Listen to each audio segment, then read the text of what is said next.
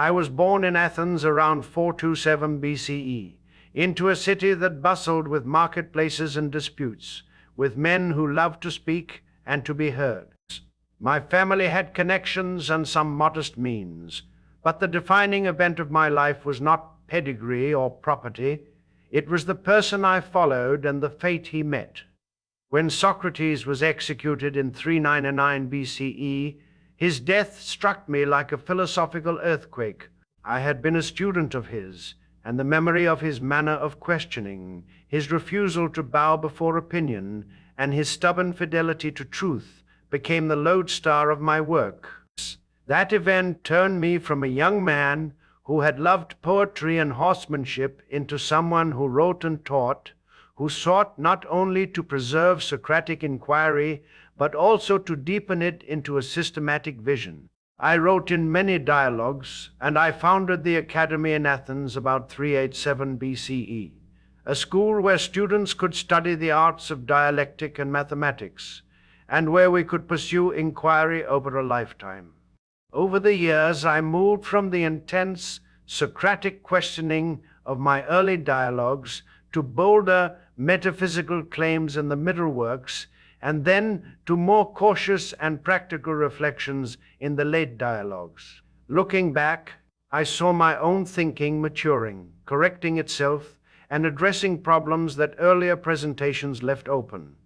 This is how I came to understand and teach what people later called Platonic philosophy. My early dialogues were deeply indebted to Socrates' method. I staged conversations in which a single, persistent line of questioning exposed contradictions in common opinion and pressed interlocutors toward clarity. Texts such as the Apology, the Crito, and early versions of the Euthyphro tried to capture Socrates' method more than to set out my personal doctrines. In the Apology, I recorded his defense before the court and the way he refused to give up seeking truth for the sake of political expediency. In the Crito, I explored obligation to the laws and the costs of civil disobedience.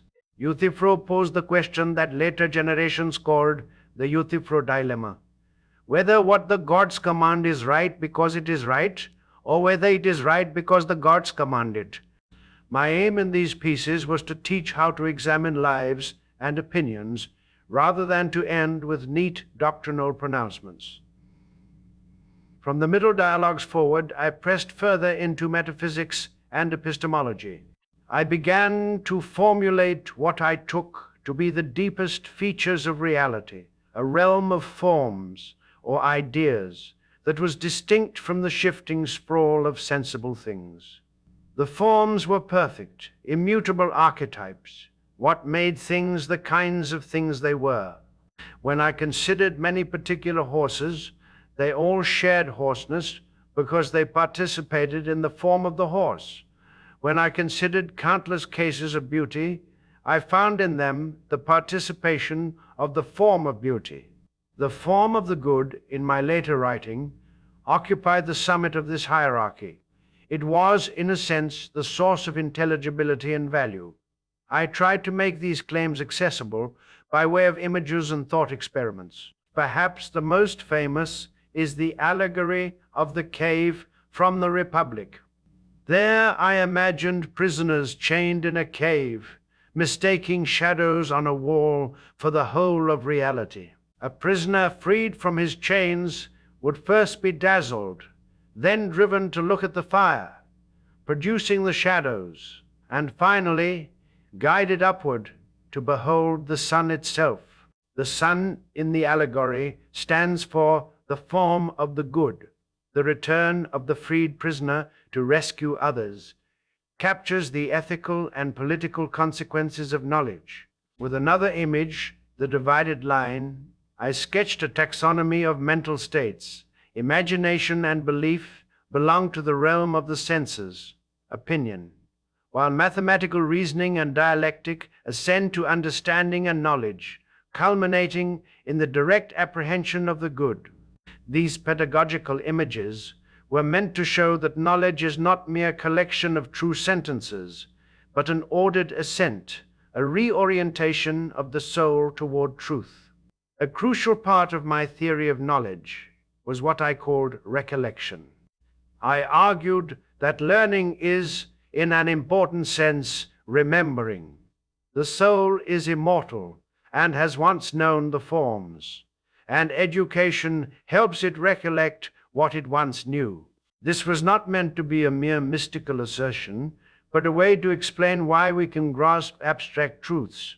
For example, the truth that 2 plus 2 equals 4, that are not simply the product of sense perception. Geometry plays a privileged role here. Its abstract objects, lines, triangles, ratios, behave like the forms and train the mind to leave behind the unreliable senses. My metaphysics was not an idle abstraction. It shaped ethics and political theory. In the Republic, I set out to discover justice and the best form of a polis, arguing that there is a close analogy between the just city and the just soul. The city, when properly ordered, has 3 classes: the producers, those who make and provide; the guardians, the soldiers and defenders; and the rulers, those who govern. Analogously, the soul has 3 parts: appetite, spirit, or thrust toward honor, and reason. Justice in the individual and in the city consisted in each part performing its function in harmony. From this structure came my controversial claim about the philosopher ruler: those who have alighted upon knowledge of the forms, and especially of the good, are best fit to govern. This was not arrogance, but a political psychology. Rulers ought to know what justice and the common good are, and the rare souls trained in dialectic and geometry were, in my view, those who could see beyond immediate opinion. I did not imagine that philosopher kings would be perfect in the naive sense. I constructed an educational program in the Republic that would produce rulers with a long training in mathematics, dialectic, and statesmanship. The education included music and gymnastics in childhood, then mathematics and dialectic in adolescence and early adulthood, culminating, if fortune and merit allowed, in a period of practical governance. Mathematics was not an end in itself. It was a ladder helping the soul turn from mere sensible images to the abstract, hence to the good. I also introduced myths and censored stories of the gods in the city, insofar as those tales corrupted virtue. Much of my political theory was an attempt to shape institutions so that people could become virtuous. In ethical terms, I argued that the best life is the examined life, the life of inquiry and self-mastery. Friendships and civic bonds mattered, but the truly good person was one whose soul had been harmonized by reason. I also treated questions of piety, bravery, and moderation everywhere in my dialogues. What does it mean to be pious? Is bravery the mere endurance of pain? How might temperance be different from weakness? Each answer took its shape from my underlying metaphysical commitments. Virtues are not arbitrary skills, but virtues of parts of the soul, and they aim at the right ordering with respect to the good. My dialogues are not doctrines written in stone. They were experiments in method. The dialectical method, inherited and enriched from Socrates, meant asking pointed questions, exposing inconsistency, and directing the interlocutor toward a better grasp of definitions and principles. Dialectic culminated in the grasp of forms. True dialectic did not merely rearrange opinions, but prepared the soul to apprehend the unchanging realities that give unity to the changing world. In my middle works, I set forth dialectic as the tool to reach first principles. Later, I became more modest about the immediate availability of such grasp and more attentive to the contingencies of cosmology and legislation. One of the most salient concrete contributions I made was my treatment of cosmology in the Timaeus.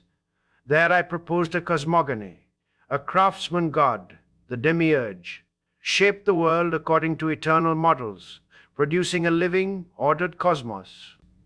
I mixed myth and argument, trying to show that the world's regularities and mathematical structure were not mere happenstance, but reflected an intelligible order. In the Timaeus, I also gave an account of the human soul's composition and its relation to the body, an account that resembled and developed the arguments of the Phaedo, where I had argued for the soul's immortality and its capacity to apprehend forms. Yet I was not immune to self-correction. My later dialogues, Timaeus, the Laws, and other late works, showed that some of my earlier, more absolute claims needed tempering. In the Laws, for instance, in the absence of a perfect philosopher king, I allowed for a practical constitution, law-guided cities where citizens and institutions were structured to cultivate virtue even when rulers fell short of philosophical perfection. I became more legalistic, pragmatic, and attentive to the limits of human psychology and the messy reality of politics. That shift was a kind of humility. Even if philosopher rulers were best in theory, laws and constitutions that educated and restrained citizens were crucial in practice. My work did not exist in a vacuum. Among those who had the most immediate impact on my ideas was my student Aristotle, born 384 BCE. Aristotle took up my habits of systematic inquiry and then pressed, often with trenchant criticism, for alternative methods. He emphasized empirical observation and taxonomies, arguing that forms could not be entirely separate from particulars without losing explanatory power. He raised problems such as the so-called third man regress against a static separation of form and particular.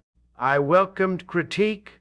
Dialectic flourished only in conversation, and Aristotle's own investigations helped define the shape of philosophical debate for centuries.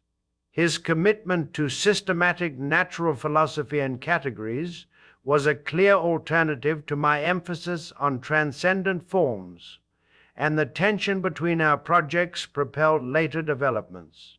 In subsequent ages, my ideas were transformed and appropriated in ways I could not have foreseen. Plotinus systematized my metaphysical leanings into what became Neoplatonism, giving to the good an almost theological primacy and elaborating a layered emanationist ontology. Augustine read me through the Neoplatonic lens and found in my account of immaterial reality a way to think about God, the soul, and moral knowledge. He so integrated Platonic ideas into Christian theology that the medieval West often understood me as consonant with Christian doctrine. Centuries later, the academy was closed in 529 CE by Emperor Justinian I, and for a while institutional continuity was broken. Yet my texts preserved me in the libraries and minds of scholars. In the Renaissance, my thought enjoyed a revival.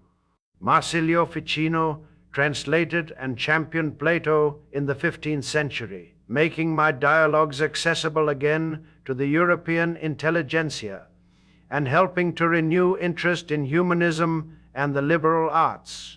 Later, modern philosophers such as Descartes and Leibniz drew on Platonic themes: rational certainty, innateness, the priority of reason, while German idealists like Hegel saw in my dialectic a pattern of conceptual development. In the 20th and 21st centuries, scholars in both the analytic and continental traditions returned to my texts with new tools: analytic clarity for metaphysics and epistemology, and hermeneutic sensitivity for political and ethical questions. Throughout these long centuries, the major lines of debate about universals, the status of mathematical objects, and the nature of justice continued to touch my central claims. Contemporary philosophers still ask whether abstract entities, numbers, geometrical forms, moral properties, exist independently of us, and they trace those debates back to the problem my theory of forms tried to solve. Is there a single standard of beauty? Can we claim knowledge of the good in anything but an approximate way? These questions still mattered when I was alive, and they still matter now. Let me give a few concrete examples of how I used specific discoveries and arguments to support my claims. The bed example in the Republic shows how the carpenter's bed is a copy of the form of bed. The carpenter makes beds that differ in shape, durability, and beauty. Yet we can meaningfully say all of them are beds because of their relation to bedness itself. Mathematics gives us better examples. Consider a right triangle. No matter how much a particular triangle may be mismeasured or drawn, the ratio of sides or the truth of the Pythagorean relation is stable. This stability indicates that there are truths not reducible to sensibles. That is why I assigned such importance to geometry. It was the handrail by which the soul climbed from opinion to knowledge. In ethical theory, I used dramas and myths to exhibit concepts. The story of the ship of state in the Republic illustrated the difficulties of political leadership and the temptation of demagogues. The tale of Gyges' ring, which grants invisibility, forced readers to imagine whether someone would act justly if insulated from consequences, thereby testing whether justice is instrumentally or intrinsically valuable. The Phaedo gave concrete arguments for the soul's pre-existence and immortality based on the soul's affinity with the forms, and on recollection. Some knowledge of equality, for instance, cannot be derived from the senses, suggesting prior acquaintance. In the Euthyphro, by contrast, I used a courtly scene with its pious accusers to ask whether moral commands rest on divine caprice or on rational normativity, a question that resonated through theology and ethics thereafter. I also faced challenges and objections, both in my time and from later critics, and many of these forced me or my interpreters to clarify and sometimes to revise. The participation, relation between forms and particulars raised puzzles. How can an individual share in a form without multiplying the form? How do forms relate to change? Aristotle's critiques pressed me where I was less detailed. If forms exist apart from particulars, how do we explain the causal action? I did not always provide fully systematic responses in my dialogues. Sometimes I offered myths and images where a strict metaphysical analysis might have served better. That ambiguity left room for innovations, and in the long run that was a strength as well as a weakness. It allowed others to read my project sympathetically and to develop it in different directions. Looking back, I realized that part of my aim was pedagogical. I wanted to create citizens able to think clearly, to weigh the claims of competing goods, and to govern with reflective knowledge. The academy was supposed not merely to be a place where students memorized texts, but where they practiced dialectic and learned to love knowledge for itself. My insistence on free discussion and on the centrality of mathematics as a developmental tool remained for me one of the most robust contributions to how education should be organized. The liberal arts ideal and dialogic pedagogy, teaching by conversation and critical questioning, were meant to cultivate the virtues of thought and character together. My reflections on political rule were aimed at institutional design as much as at personal virtue. I recognized that sophistry, demagoguery, and faction threatened the good city, so I emphasized legal structures and education to mitigate those dangers. In the laws, I considered how a second-best city might be arranged when the philosopher ruler is not forthcoming. There I recommended balanced institutions, systems of reward and punishment, and rituals that fostered civic belonging. In that way, I tried to marry the metaphysical and the practical, acknowledging that philosophical ideals had to be made operable in the context of human weakness. As centuries passed, my ideas continued to be read, transformed, and argued with. In the modern era, my thought influenced debates in metaphysics, about universals, epistemology, about innate ideas and justification, political theory, about the role of expertise, and the tension between democracy and rule by the knowledgeable, and mathematics, about the ontology of mathematical objects. I had stressed that mathematics revealed the structure of reality. This claim led later thinkers to see mathematics as a guide to metaphysics, hence my influence on debates about realism in mathematics.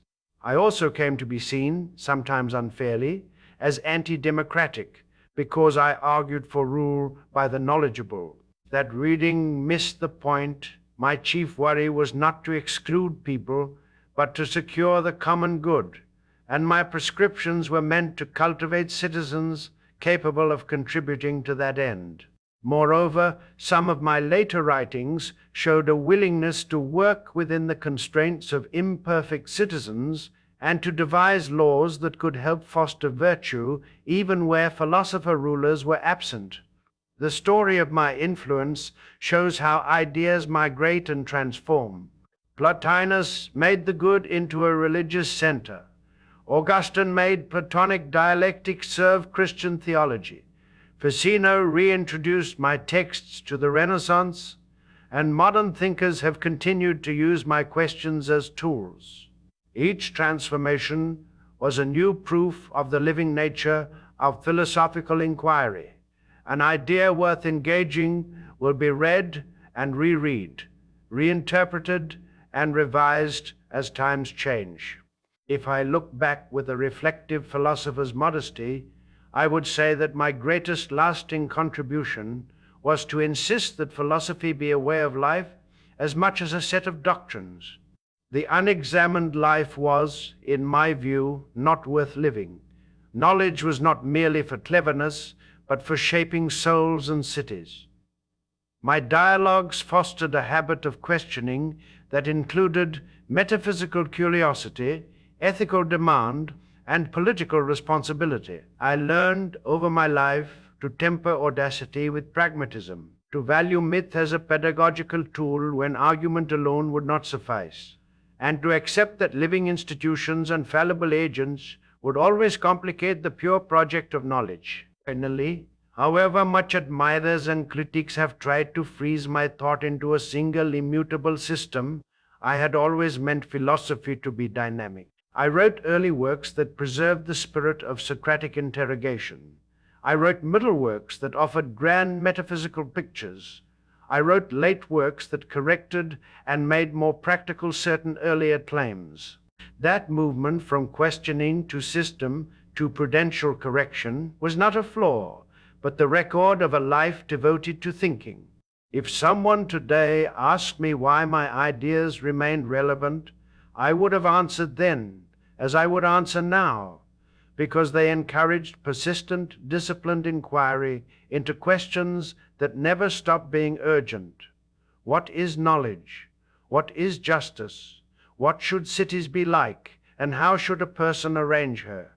Life under the guidance of reason. I had hoped, and perhaps I still hope, that my writings would continue to be used as instruments of philosophical education, as invitations to ascend from the cave of opinion, to practice dialectic, and to work in the world when pure contemplation is not possible. My work aimed to combine the metaphysical and the practical, the contemplative and the civic, and in doing so, it tried to show that a life devoted to truth and to the common good is both possible and worth the effort.